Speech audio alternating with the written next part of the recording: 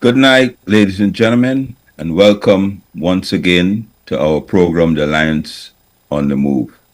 I'm David Patterson, and I'm pleased to be with you this evening. This evening, I'm joined by two very knowledgeable gentlemen, Camraj former leader of the Alliance for Change, and of course, Jaipaul Sharma, parliamentarian, former Minister of Finance, and accountant, and a great asset to our party.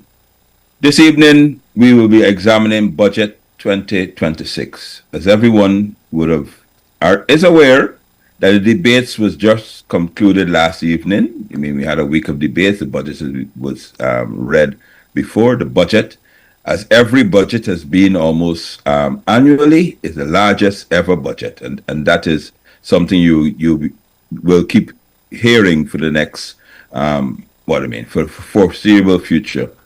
The budget is 1.558 trillion Guyana dollars, and it's spread over sectors. Good night, Camraj. Good night, Jaipaul. Thank Good you for night. joining us. Very good So night to you, David. yes, lovely to be here. So I start with you, Jaipaul. First and foremost, Budget 2026. What's your initial reaction to Budget 2026? Well, looking at the huge figure for budget 2026, 1.558 trillion certainly is a lot of money. However, knowing the PPP and how they carry on their budget, I took it with a pinch of salt because I basically looking for the implementation of the budget. The budget have a lot of good things. Uh, some of the things is not spelled out. For me, the budget was a set of broken promises for the poor ordinary people. And that is what I got from this budget. It was broken promises. The election campaign, as you know, no other than His Excellency the President, Dr. Mohamed Irfan Ali, had made a number of promises, and he targeted those promises to the ordinary people. I refer to them as the plenty poor people, PPP. Plenty poor people, and they're punishing in this country. Target those people, plenty poor people punishing. He targeted them, and those are the pensioners, our school children, and the parents. And you know those promises. And I was hoping, and the pensioners was hoping, and parents was hoping that budget 2026 would bring forth those promises of 200,000 or 205,000 cash grants for the children, and the pensioners was looking forward for the $60,000 old age pension and the one-off transport voucher of an additional 50,000. You know, these things was not forthcoming. You know, the cash grant that was promised in 2025. If you behave yourself, we're going to give you a cash grant. It was said that cash grant would have been 200,000. That was the figure that was circulating. That was a broken promises. It didn't just happen. It didn't just happen in 2025. It didn't yet happen, and we are being told that is not 200,000. It will be 100,000 dollars, and that most likely will be paid very close to the local government election. So that is what my initial input on this budget 2026 are. Thank you very much, Jaipaul. Yes, a set of broken promises. Camraj, your initial um, take on Budget 2026. Well, David, you know me very well. I try to get some words that can describe and characterize the budget almost every year so that when we have to go to the press, we can impress and so on. And after hearing this one, a couple of words did come to my mind. One was fascinate, the other one was exasperate, and the other one was irritate.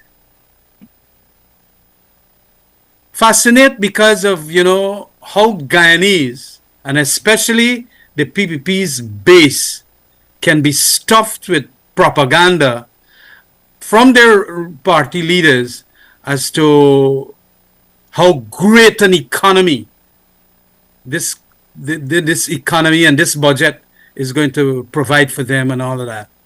And denying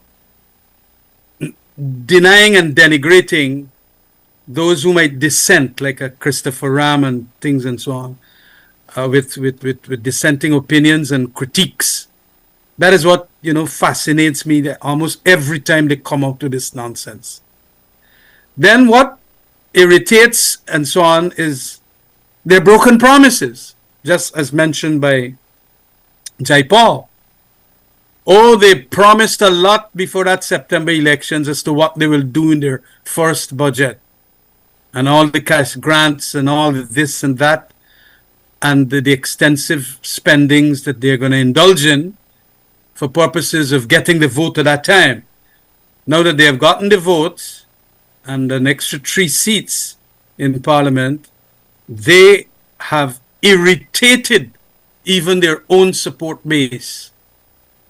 And there is this general exasperation, which is also coming as a result of what is happening worldwide.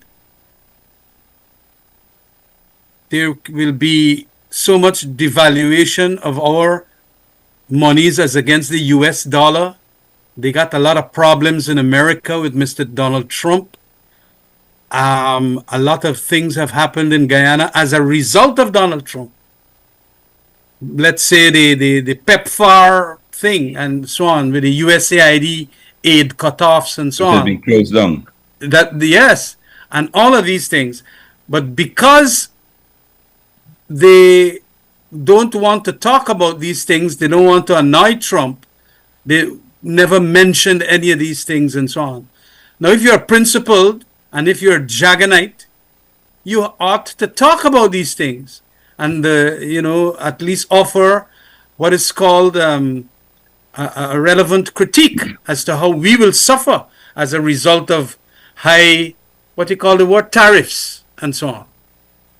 And it was exasperating that this party that still go back, Gail Teixeira and them would go back and talk about Chedi Jagan, and they will use that ritual at Port Morant and so on. And they ain't going to talk nothing about what's happening now. But of course, as I have said for several years now, the PPP is not the Jaganite party.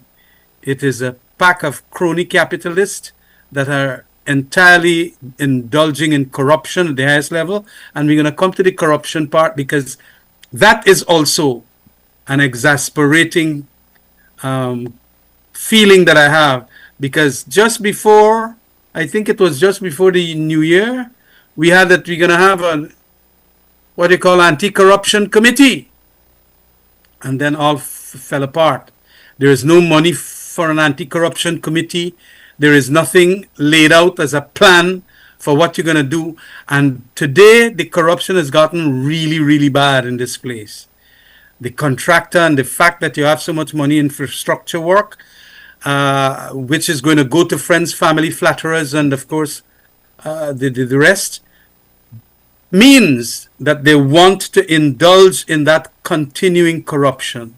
And for that, I think fascinate, exasperate, and irritate is how I'll best describe it. Thank you very much, Camraj. Fascinate, exasperate, and irritate. True. Well, gentlemen, my impressions were when we were in what we used to call, of course, we were all common entrance. Your common entrance teacher would give you like 4 or 5 words, and they say to you, write an essay, but you have to include all 4 or 5 words, which you give you dog, cat, rat, cheese, and house.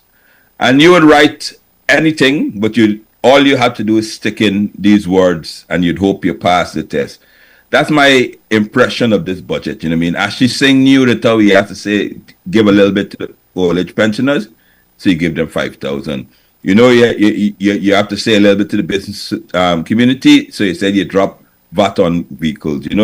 So they just add every single thing into it and said, yes, we looked at everybody. But it's not a budget that you can see a pattern.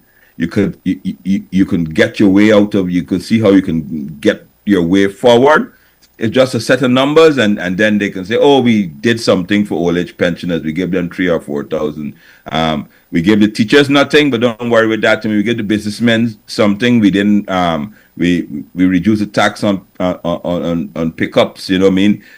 They said nothing at all about oil and gas. Said nothing at all for about to the public servants. Sectors that are important. You know, I mean, gold is doing so well. They new policies to move the gold output higher. So fisheries, I mean, the sugar. You will come to sugar. You know, I mean, all they're doing is throwing money, and they touched on each and every point that you have a list of points you have to touch on, but it's not interconnected. It's all a very diverse numbers just thrown together, and it adds up to $1.558 trillion. And they're hoping that, and they said how the budget is to keep people first, but people definitely with the last person, the ordinary persons in mind. But gentlemen, areas of interest, areas and things that you would have wanted into the budget that is not there, areas that when the Alliance for Change was campaigning last year, that we said that we would have included. What are they? Jaipaul, start with you once again. Well, first of all, to our brothers and sisters, supporters, viewers and listeners in Region 5 and 6, I don't know if you would take time, and I'm sure a lot of people don't have time to really scrutinize the figures in the budget. So the budget is said that is 1.558 trillion. The Minister of Finance would indicate is 12% larger than the 2025 budget. He also indicated it is a balanced budget. I don't know what he means about the balanced budget. The budget is not balanced in terms of revenue and expenditure. This budget have a huge deficit, and the people of Guyana need to know that it's not a balanced budget and it have a huge deficit, and we should expand on that deficit. And of course, yes, Jaipaul. Can I ask you to tell the people the deficit that you're speaking about and how it affects them? Well, the deficit is $1.59 billion, $159.9 billion. That's the deficit. So definitely, this budget here is not balanced. How it affects you is because the government is borrowing very heavy to finance this budget. So all is not pleasant, all is not good, but the deficit is not in the current expenditure. The current expenditure have a surplus actually of 239 billion. The deficit is in the capital revenue, which have like about $448 billion in deficit. It means that with all the money they're taking from the Natural Resource Fund, the inflows from the Natural Resource Fund, which they plan to take, which is in excess maybe of $500 billion, and the carbon credit, which is about $49 billion. Even with that, they have to borrow heavily to finance this budget. Now, they're not just borrowing from loans, they're having what they call balance of payment support loans. And basically, they have balance of payment support loans because they're doing bad as a country. It's like if you're a hippie country, so you can't finance your budget, so you have to borrow balance of payment money to support the budget. So definitely, it's not a balanced budget, and it's because this budget could have been a balanced budget. Why could it be a balanced budget? It just slowed down on the infrastructural programs that you have. We don't have absorbed capacity for the contractors, enough contractors to quality work and to work on time. So you're throwing away money there. As you would have heard from many of the presenters in the debates, that look at the numbers, you would have heard that they mention things of that nature. You know, you are quantity surveyor, you were Minister of Infrastructure, Mr. Patterson, You know what's the cost for a kilometer of road compared with a kilometer of road that is being constructed now. And you're going to see those figures are hugely exaggerated, maybe about 30% exaggerated. I That think could be even waste more. I or think that even could be more. corruption. So that is the impact of the deficit. This the budget could be balanced. That money could have go into social services where it could go to pay the pensioners that $60,000 that the president promised. It could have go and pay that 205,000 that he promised for the children. Why is 205? People might ask because it was 100,000 cash grant because we care for the children, 100,000 in transportation subsidies, and a 5,000 uniform voucher. That's 205. They didn't get that. They get 85. So, of course, again, you're asking for the impact of the 159 billion deficit, and that is the reason why. You should know that country of Guyana and its size and the amount of laborers and contractors we have in this country, we cannot carry out the capacity of the contracts that is being demanded did of this budget and previous budgets. Um, you look, the PPP in their 5 years, the first term, uh, it was like about in excess of 5.2 trillion dollars. Their 5 year budget for the first term was in excess of $5 trillion. Just imagine that. Now they're bringing out this one for $1.558 trillion. You could imagine from your perspective, and you could give some perspective there. What the situation, what you see going to happen with wasteful spending in the first term and now the second term.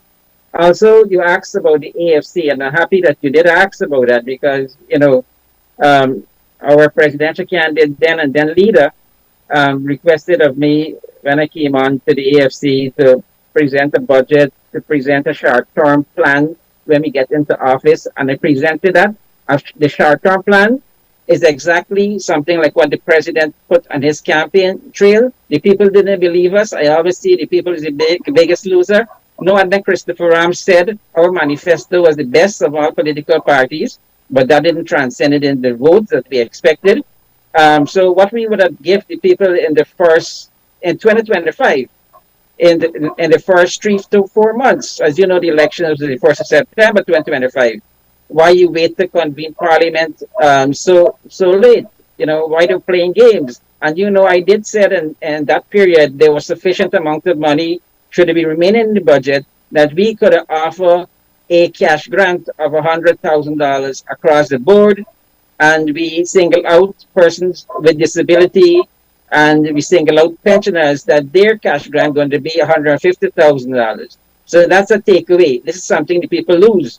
And if I was there as the Minister of Finance presenting this budget in 2026 and in the remainder of the year from September to December 2025, I would ensure that we kept that promise of 100,000 cash grant within that period, which will be paid on Christmas, before Christmas, and the old age pensioners and persons with disability would get 150. You understand that we were proposing and which we calculated and we said it's feasible that Could be done without any problems. Yes. every term a child will be getting a specific sum of money, $75,000 a term. You understand that we work out that figure. I went on a press conference. I put out the detail of that figure. It wasn't just a cash grant of 75,000 per term, but it had allowances for transportation, allowances for meals, and other things of that nature. So this was very thought out process. We know that there was sufficient money in the treasury to execute that. Of course, we would ensure that we scrutinize our capital budget. So we would have still had the balanced budget because we would ensure people like yourselves, Mr. Patterson, and ministers would be responsible for the projects that they undertake and ensure they get value for money. And there's an opportunity cost loss when you have projects done without a value for money, because you could have done so much things with those last opportunity, the loss of money that you wasting, you spending. So definitely, these are something that irks me a lot, upset me. When I look at this budget, largest budget, the deficit, the fact that you did touch on also that there's nothing for public servant. However, the budget have, as you know, they always set aside a figure, lump sum figure. I think that figure is $29 billion. It's But you pay at there. the end of the year. It's no, it's not end of the year. We got the increase in wages and salary, the public servants, that is, and they got it a month or two before the elections, right? So it was early. So it's not the end of the year. So I'm urging that the Guyana Public Service Union and the Guyana Teachers Union have negotiations with the new Minister of Public Service that they could request a 5% across the board increase for public servants and teachers. They could have the multi-year agreement. Agreement. There's sufficient money there in that 29 million. If you waste time, the PVP going to expend that money and they're going to exhaust that money. So if you waste time now, you would not, they're going to say there's no sufficient money there to pay at 35% or even greater. Because if you go to negotiation in September, of course, the PVP would utilize that money to pay new employees. They would bring in new recruits for the army and police. And that same area, that same provision there of 29 million, that money will be taken out of too. So I'm urging the Guyana Public Service Union, Guyana Teachers Union, to commence early negotiation for wages increase and allowances with the new minister, Ali. Ali, I think his father, of course, was a public secretary, education. So we need to see things like that. These are advice we need to give to the unions. We need to give to the people. The people must not forgive the president for lying to them, and they must show this satisfaction with the upcoming local government elections. There's about 7 billion allocated for GCOM in this budget. Definitely, there's an election in Guyana, and that election could only be local government election unless they want a clean sweep of the National Assembly and they're going to hold a next general regional election.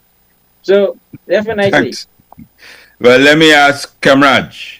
Camraj, your sectors that you have an interest in, security, well, it has to agriculture. do, yeah.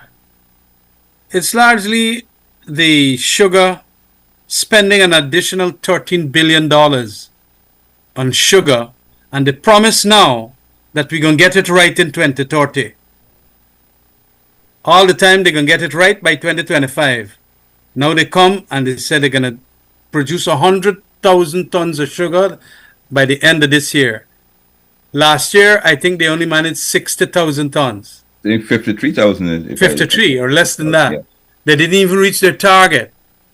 But as we have said in the Alliance for Change for a long, long time, look, this is a dead end. And Barbician sugar workers sometimes get vexed with me for saying these things.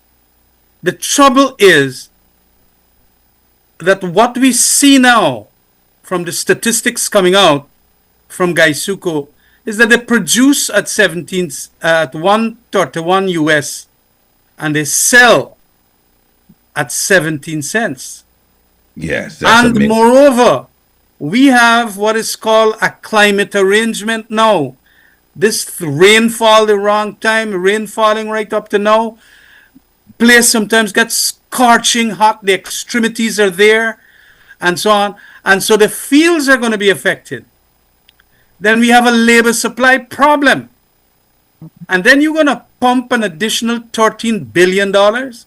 Why is it that you don't have a long-term plan that you can pump at least 6 or 7 billion of that money into education, vocational education, the construction industry? You want a mason, you want a carpenter, you want a plumber, a auto electrician, whatever. You don't find these people, and then it charge you so much money when you do find them.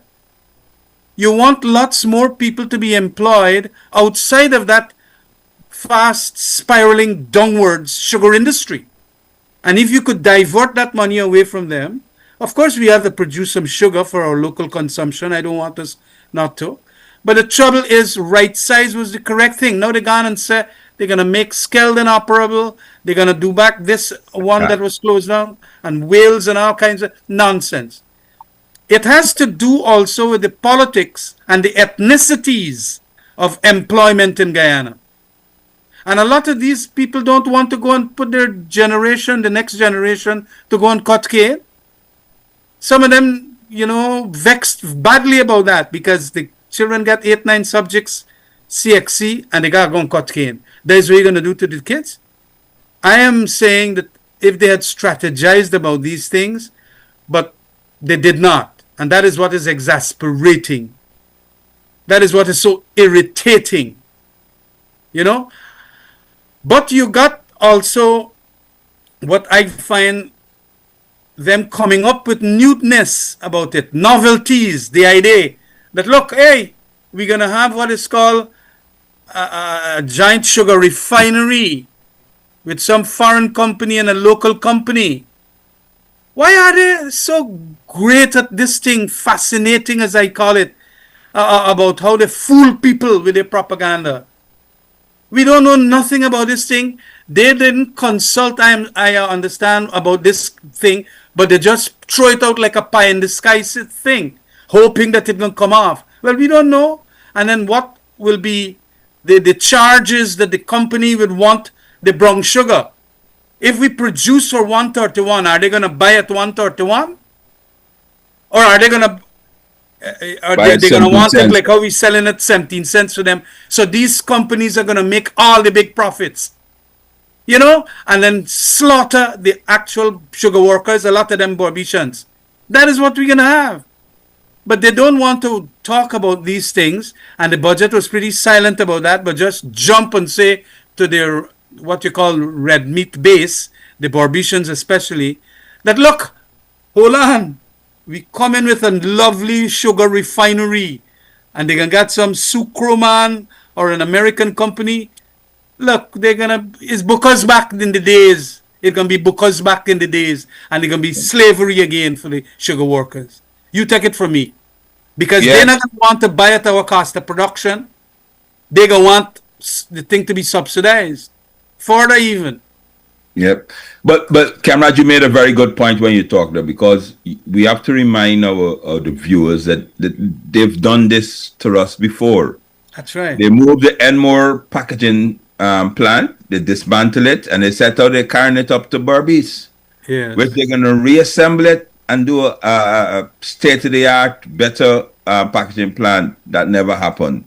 They introduced the Skeldon factory, which is supposed to make 10,000 tons an hour or something like that of cane produced. Never ever happened. Every idea that they brought, when our fishing stock started declining, they said to our fisher folks, here's what we're going to do. We're going to introduce something called fish traps. Right? And these fish traps, you can throw them in the middle of the ocean, and all the fish will come in it and they'll be trapped, and all you got to do is push your hand down and you catch a fish. Right? $2 billion, $3 billion, not even a carass has been caught, Jaipaul, you know what I mean? But they come with these fancy projects, tell people at budget, they get some nice photo ops, you know what I mean? And they do a lot of color brochures, and people now sit down waiting for it to happen. Nothing has happened, you know what I mean? They say, well, let's start it. There's a gas to shore project. There's much hoodoo, you know what I mean? And they went to America, they borrowed money, and they promised us that when this gas to shore is completed at the end of 2024, 2 years ago, that the price of electricity will be halved. Chris, 2024 finish, nothing. 2025 finish, nothing. 2026 is going to be finished, and they're now saying, they're thinking at the end of this year it may or may not be finished. But that's what they do. Sell a lot of dreams, do a lot of PR, and kick the can down the road. So gentlemen, and ladies and gentlemen in Berbice, you have to start looking past their smoke and mirrors, their deceit, because everything that they say, they haven't delivered on anything. They're building a new bridge in Barbados. I don't know if the Barbadians know where it is, why, what is it going to be done. They've promised a bridge over to Suriname since 2020 when they came in. Nothing has been done. But they have it back in the budget this year. They keep putting it in the budget just to give you the impression that something will be done. But nothing is never, ever done. But that's what they are, con artists. They keep conning you, you know what I mean? In the old days in Old West, we used to call them snake oil salesmen. They used to come put colored water, you know, we call with sugar water in a bottle and shake it up and it gets nice and brown. And they come around to the villages and they say to you, you know what I mean, if you drink this, it cures every single ailment. That's what the people are, snake oil salesmen. And they do it ordinary with a profit. water. Yeah. Pardon? And they do it with a profit motive. And they make it a profit, yes. Yeah, the infrastructure is too profligate. It is too expensive. Look where the Wales thing now gone to. Over 2 billion US dollars. Almost 3 at the moment. Almost 3 at the moment. And you had started off with the thing being about 800 million Guyana dollars. Complete, finished, yes. And everything. I mean, it's almost $3 billion now. Jaipaul, back to you. Inflation. So the budget, 2026, they set our inflation. The Honorable Minister said inflation is 2.5%. And ladies and gentlemen, when somebody says inflation is 2.5%, they're saying it out if you bought a loaf of bread in 2025, that the cost now for a loaf of bread would only be, for $100 in 2025, would only be $102.50. That's what a 2.5% inflation is. Jaipaul, you know that's, or you know that's not the reality in the ground. The ordinary housewife, anybody who does shopping knows that's not the reality on the ground. So Jaipaul, tell us about inflation and what you think is the real numbers, what it should be. Well, as a government and the Ministry of Finance and their technical people, they could put up figures, but the people know what's the reality. And there's inflation, general inflation, and there is food inflation directly in food items. And we know whilst the general inflation might be, I'm not arguing with the minister and technical people, being if the figures that's what reports in there. I didn't have the opportunity to have volumes of the estimates to look at the figures, but if it's saying 2.5 or 2 or 3% inflation have an impact. And definitely, that is not the reality in the ground in relation to food items. We know it to be a double-digit figure. I'm going to the market, you're going to the market, we see how prices moving. So definitely, the budget is a contributing factor for the inflation.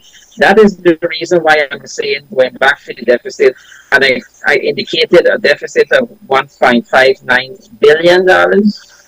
But I mentioned in the current revenue, the two largest areas to cover the government expenditure of the 1.558 will be money from the Natural Resources Fund, which is about 400 and about 493, I believe, $billion. I think last year they took $512 billion. This year they're looking at around 490 something $billion. In that category also there is this inflow from the carbon credits.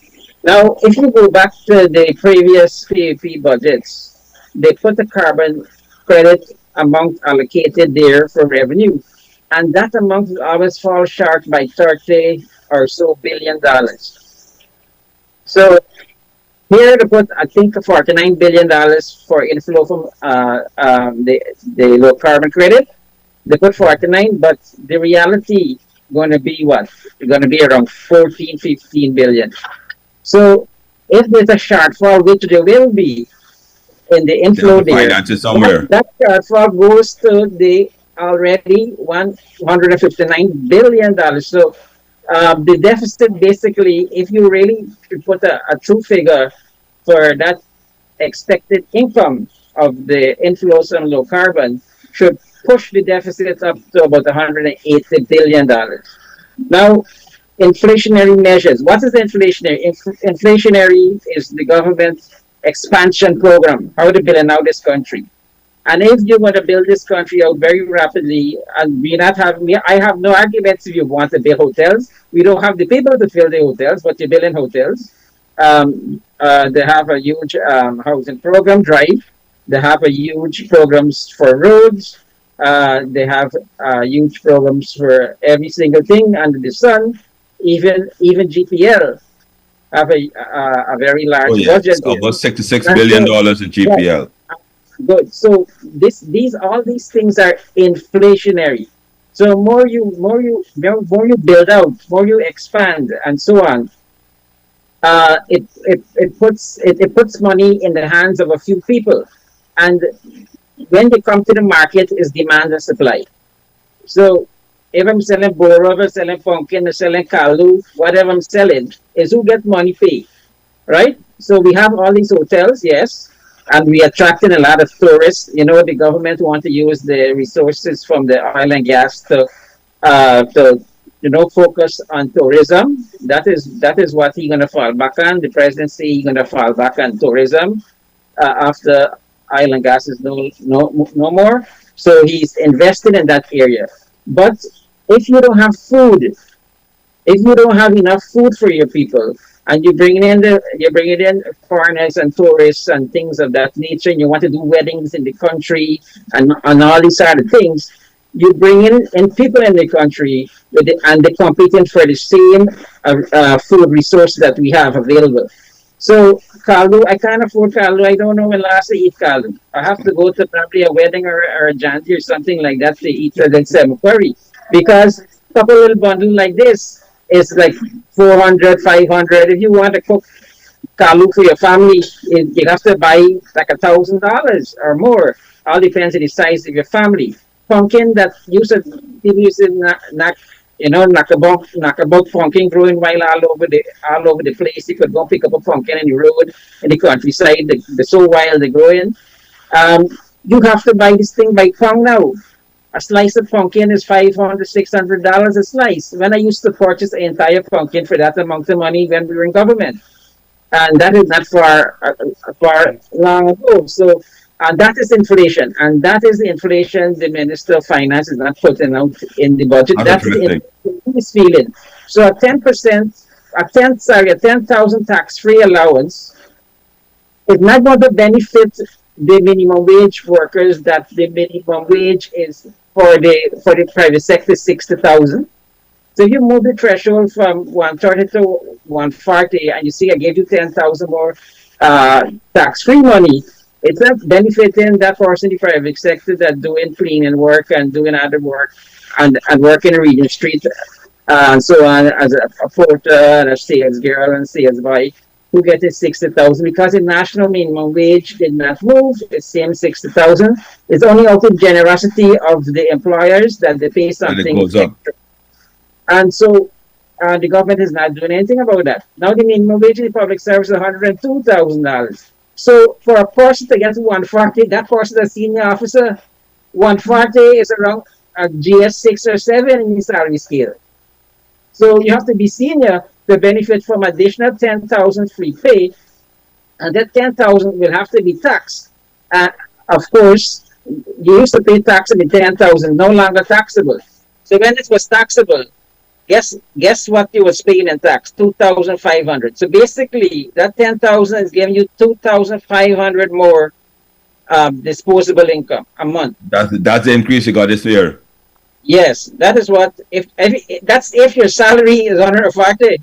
And above. And Right, and above. above. So Yeah. those people at the 60,000 minimum, and the salary scale for the public service starts at 102.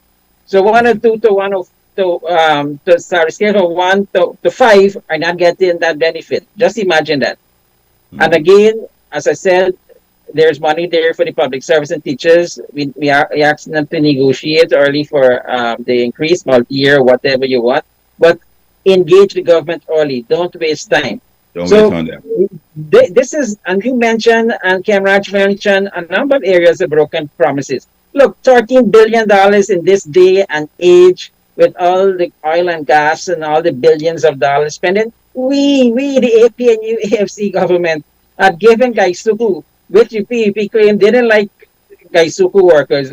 We, in the first term, gave over $11 billion, right? In the first year budget, the first term, 11 billion. The second year budget, 12 to 13 billion dollars. Look what's happening now. 13 billion. This is law for Gaisuku.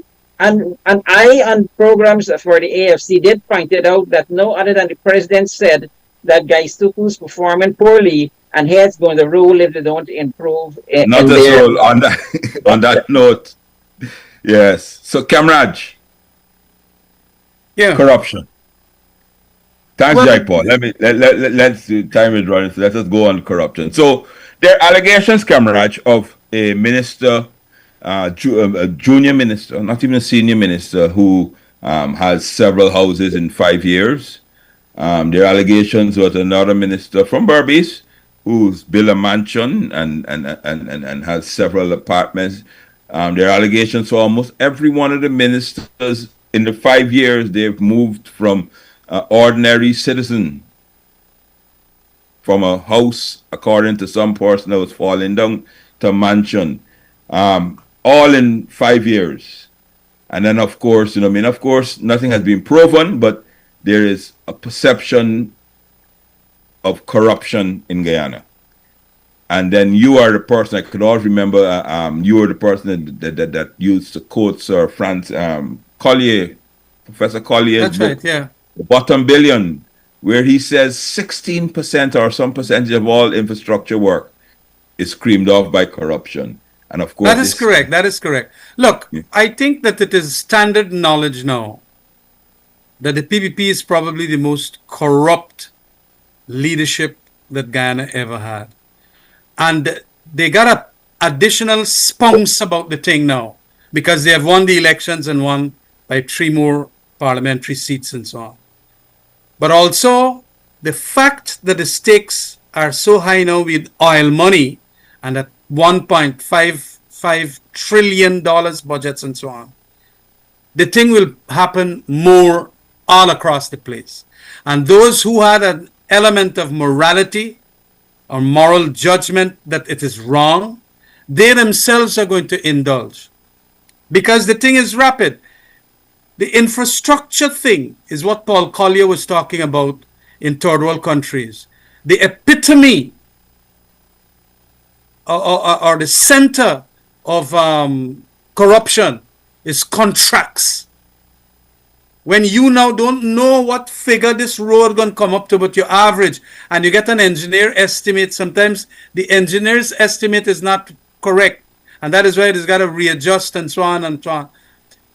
But they go and give some people contracts far above engineers' estimate.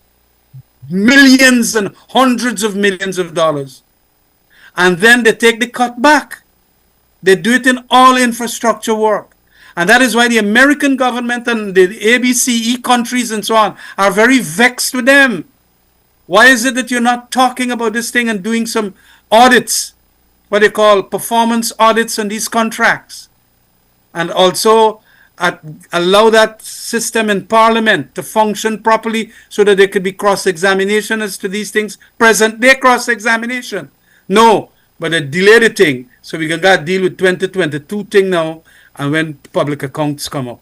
Look, it is rampant. And the Barbicians will know that all you got to do is to go and check out some of these ministers' house and the family and so on. And it is at the highest level. I mean, the thing is so rampant that everybody knows, but it has created a numbness. It comes to be the norm now. And that is what is dangerous. Good governance would necessarily mean that you can set up your anti-corruption committee. your piece of legislation like we had passed, the State Asset Recovery Act. Then people gone and repeal the act. And they said they're going to put something new. They haven't put anything else. They talk how we're going to be a new Singapore. Well, you know, Lee Kuan Yew was a master of anti-corruption. When he won his first elections as Prime Minister of Singapore, he was financed by a rich fella, Chinese fella. And then the man became a government minister and so on, started becoming corrupt. And what he did, not because he friend, he jailed the man. But we don't get that in Guyana. And he did legislation that shifted the burden of proof. When he see a minister getting one set of big car and big money, you prove to me how you get that because I paying you a salary of $5,000 how you could buy the car. And if you can't, jail. But them fellas this here, one set of mansions, one set of house, they said they're going to fix up anti-corruption committee. This, but is a spectacular deceit on the part of the PPP minister. But Bobishans and so on, oh God, they're my goodbye. Wife then thief couple dollar. Well, the dollar gonna make you starve of Barbies. And then when you go there, man, I can't get 3 square meals, and a lot of them suffering from, what is the word? The children in our schools and so on. Very. Waning and so on. Yeah, yep. Malnutrition and all kind of thing. But that is because there is a big inequality in Guyana now. A huge amount. And that is, again, as I'm saying, is what is irritating and exasperating. Because the people see them. The people know. It's like when you go in a distillery. You go in sober. And when you come out back, you're drunk like us. What you do? It got to be that you drink the liquor in there. It's circumstantial evidence.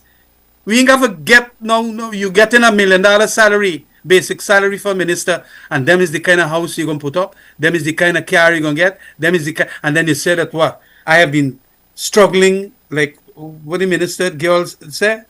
Miss Rodriguez and whatever. Yes. So She came much from a humble family.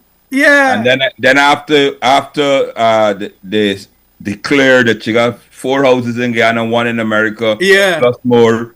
She said, and this is how they character assassinate all of us, you know. They said that me get 1 big ass house on Long Island, and me get $5 million in Capital One. And that is what they do. They lie. Yeah, exactly. And the good people, as you call them, throw the persons off. Red meat for their supporters. Yeah, that's right. And they got a lot of people believe that. I got my house at Del Street here, buddy. Yeah. Me like my books and so on. But that is the trouble that gets me this. I am fascinated by how they could do it, buddy. And that is why the word always will come back. Fascinate, irritate, and exasperate. Corruption, Jaipaul. You're a man I know, to a great anti-corruption advocate, a great person that for audits. I know that you were responsible for a lot of forensic audits during 2015, 2020. How you reckon that we should be approaching this period I of was thinking back, listening to His Excellency the President Dr. Mohamed Irfan Ali inauguration speech. 2 things that make I had to take a second look at that presentation, the speech, inauguration speech, and one of them was that he wants to set up an anti-corruption unit. And I made a post and I said openly, please allow me to head this unit. So up to now, I didn't get no call. You don't get no response yet. If I had said something bad, they would sue me and I would have gone to court for libel or something, right? So I openly say I want to head this unit. And that was his inauguration speech at the 7th of September. Our next thing he mentioned was this thing about social media and what he's going to do with social media and the people that speaking out. And that also, took me back too, because here we go into dictatorship. And you've seen what the speaker is doing with the media, the National Assembly. Oh, yes, that's a... And so, these are the things that, I'm speaking out against, and now I have a fear. You put in you put in something that I like. I like to expose corruption. I want to be a part of this unit, but I can't use my Facebook now, and I can't speak because I could be charged, or I could be liable. They're weaponizing everything against you. That's right. Yes, so yes, I'm an anti-corruption advocate, and I'm making an appeal now again to no other than His Excellency the President or Vice President of the country. Something alarmed me too, that the Speaker addressed the second Vice President as His Excellency in the National Assembly. Hmm. And these guys and these young MPs or old MPs, they sat down there and not like they like sleeping or something. And no one said, why is Speaker addressing this second Vice President as His Excellency? Yeah. Right? This is IPAS. This is the IPAS. And I made it my duty to stay up to listen to the rebuttal of no other than the minister responsible for finance, which we know now the Minister of Finance. And his rebuttal was very long. It was like 4 hours after midnight it went, and so on. And this guy was speaking of, he was reading a book, an article about something that is there to Camraj. I know Camraj used to like to refer to the PPP as one of those notorious people. You know who I'm referring to? As an individual that they want to just oppose to the new opposition leader. Mm. And what is his name, Camraj? Yeah. From Colombia? Speaking about that, time is going, Jaipaul. Good. Camraj, before you answer that, I want you to also include something which I noticed, and it's very unfortunate because I can remember when I first entered Parliament, and every new parliamentarian, the Speaker would get up and say, "This is David Patterson, this is Jaipaul Sharma," and they're making their maiden speech, and they should be allowed to do it uninterrupted and without heckling. There were, I think, about 20 new parliamentarians in this session, and the heckling and the talking while they're making their maiden speech, the Speaker allowed it. Yeah, look, it is one of the it is one of the commandist, and because of the communist nature, it didn't come out from them. They're autocratic tool that they're using now, and the Speaker, in my opinion, is breaking the norms, probably at the instructions of the people that appointed him or elected him. And this is what is happening. Governance at the parliamentary level is being abused to the extent whereby now first comers making their speeches are being interrupted by all and sundry on the government benches. They're control freaks, these jagabats. And I hope that I got the word. I hope if that is what the word that you wanted, because they want to control everything. And that is bad, because what you... The notorious Colombian drug lord. Oh, Pablo Escobar? Yes. Pablo Escobar. Yes. Now, these people now want to control the governance to the complete domination by the PPP, by themselves. And they got a young set of parliamentarians there who, I must say, equipped themselves pretty well. They did. But because of that, they were interrupted. Gail Teixeira and them smart like hell. They feel that if the leader of the opposition will stand up there and start making an introductory statement to get at least some attention, she got to chip in and jump on every time he spoke. Every time he spoke, that is what they will do. But these people have equipped themselves properly. I enjoyed some of the speeches they made. But get it straight, the PPP is going to come down very heavily on them. They're going to block the committees from being formed. They're going to block the committees for after they're formed from being convened so that you can talk about the police force. You're going to talk about audits. You're going to talk about nothing will happen. And what is the most dangerous that I notice is the muzzling of the press by what happened in Parliament there when they couldn't bring in their equipment and you want to dominate and be a control freak that only the state camera can video the event. We used to allow everybody, all them Yes. TV stations used to come in, and you make space even where the steps are, and so on. But look what they have done. All because, these abuses, they don't want it to be exposed and publicized. And especially the speeches and so on from some people don't want to watch the TV station of government. They prefer to watch something else, but they're going to block that. I remember one time I was giving a powerful speech about a budget, And and they, they just and they blank you off, and they put up the what the To Kill the Mockingbird, I can remember lead, that. Yes, half yes. lead to kill a mockingbird, and I Yep. really thought I did well, and I come out, and then people come and say, "Me and C. Ramjatan, a play was a film was being shown. That is what they Yep. do." And so they're Yep. going to do that. But we have to, Yeah. the old parliamentarians, the young parliamentarians, we have to train them and things like that. And Support also, them. yes, So tutor yes, them. tutor And them. we should do Yes. it free of charge. Speaking about that, gentlemen, we have 3 minutes. So I will start with you, Jaipaul. You have a minute, Camraj a minute, and I will wrap up. Look, Your- honestly, look, we have to, accept what we get from this government. We can't do better until we get what we want, and this will only happen when the AFC is given back an opportunity and better going to return back to this country in terms of putting money in the hands of the poor and ordinary people of this country. There are some areas that people could benefit monies in, and there's the bank. I think of the Guyana Development Bank, the government plan to set up. They said it will be set up in the first quarter. They're planning to put about 20 billion into this bank, and they plan to give 3 million Guyana dollars per person, interest-free loan, a collateral, no collateral, zero collateral. This is good initiative.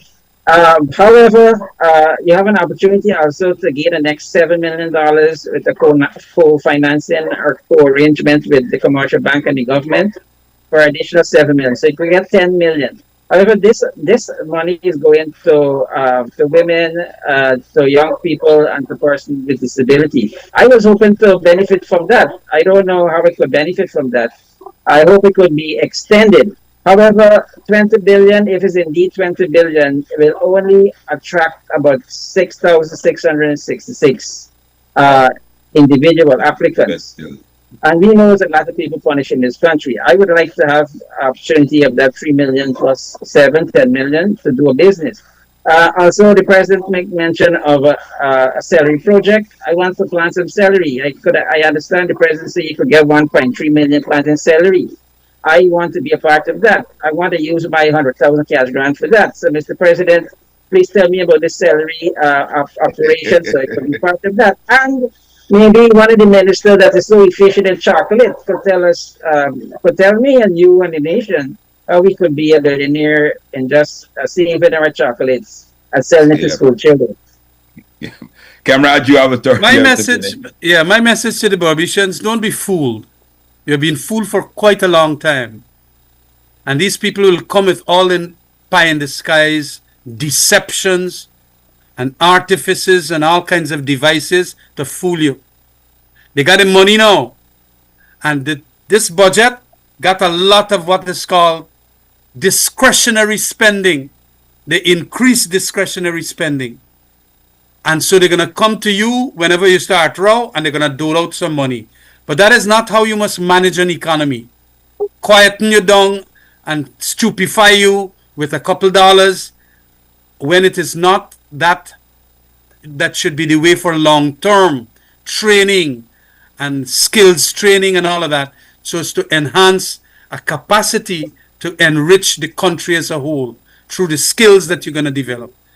And so please don't be fooled, because if you continue to be fooled, we're going to suffer. And if that oil price hit a low, let me say they get some major global development, all of that will collapse if we don't start diversifying the economy for non-oil profitable businesses.